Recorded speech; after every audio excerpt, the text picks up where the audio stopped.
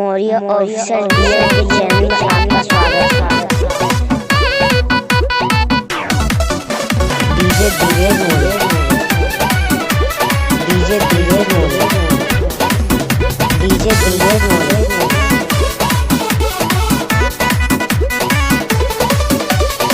है भोजपुरिया डरीला खाली बात से, साच खाती लड़ जाई केहू के बात से।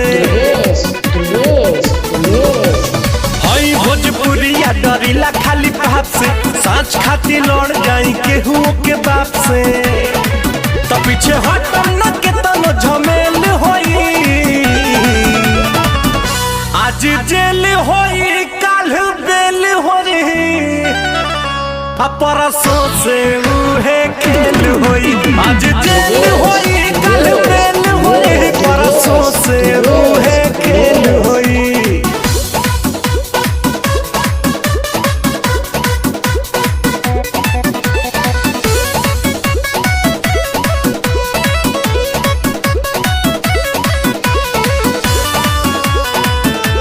मौर्य डीजे, माथे पगरिया अमुहवा में पान बा, पिस्टल कमर में असीना उतान बा। इहे तो असली भोजपुरिया के पहचान बा। इहे तो असली भोजपुरिया के पहचान बा। भारी सौ पाएक अकेल होई,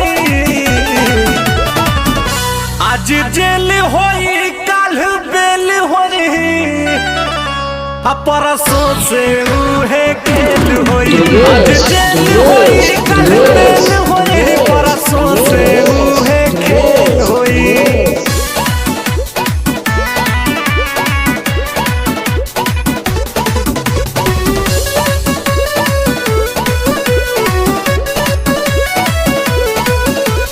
पाका हई हम अपना जुबान के, ले हम जान बात आई जान पे। करिले न सहीले माटी के अपमान के,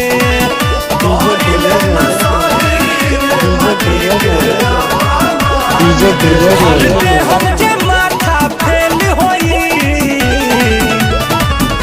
आज जेल होई काल बेल होई,